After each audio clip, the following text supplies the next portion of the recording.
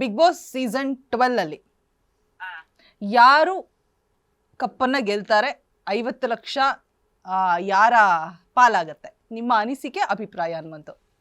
ಯಾರು ಓಟ್ ಜಾಸ್ತಿ ಉಳಿಸ್ತಾರೋ ಗೆಲ್ತಾರ, ಅವರ ಕಪ್ ಗೆಲ್ತಾರ, ಅವರ ಸಿಂಪಲ್ ಉತ್ತರ ಅಷ್ಟ. ಟೂ ನಿಮ್ ಜೊತೆ ಮಾತಾಡಲ್ಲ, ನಾನು ಏನು ಪ್ರಶ್ನೆ ಕೇಳಲ್ಲ. ಮತ್ತೆ ಈ ತರ ಆನ್ಸರ್ ಕೊಟ್ರೆ ಒಬ್ರು ಹೆಸರು ಹೇಳ್ಬೇಕು. ನಿಮ್ ಫೇವ್ರೆಟ್ ಕಂಟೆಸ್ಟೆಂಟ್ ಯಾರಂತ ನನಗೆ ಗೊತ್ತು. ಒಬ್ರಿಗೆ ಹೇಳಕತ್ತೀನಿ, ಇಬ್ಬಿಬ್ರು ಹೋಯ್ತಾರ. ಯಾರಿಗೆ ಓಟ್ ಜಾಸ್ತಿ ಬಿಡ್ತಾರೆ ಅವ್ರಿಗೆ ಗೆಲ್ತಾರ. ಒಬ್ರಿಗೆ ನಿಮ್ ಓಟ್ ಯಾರಿಗೆ? ನಿಮ್ ಓಟ್ ಯಾರಿಗೆ?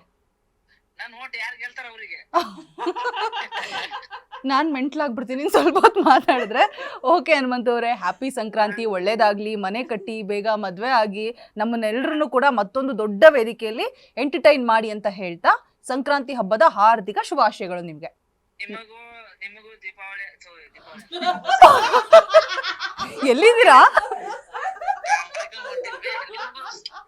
ನಿಮಗೂ ಸಂಕ್ರಾಂತಿ ಹಬ್ಬದ ಹಾರ್ದಿಕ ಶುಭಾಶಯಗಳು. ಓಕೆ, ದೇವ್ರು ಒಳ್ಳೆ ಆರೋಗ್ಯ ಆಯಸ್ಸು ಕೊಟ್ಟು ಕಾಪಾಡ್ಲಿ ಅವ್ವ. Thank you. ನನ್ನಿಂದ ಏನಾದ್ರು ತಪ್ಪು ಮಾತಾಡಿದ್ರೆ ಹೊಟ್ಟೆ ಹಾಕೊಂಡ್ಬಿಡ್ರಿ.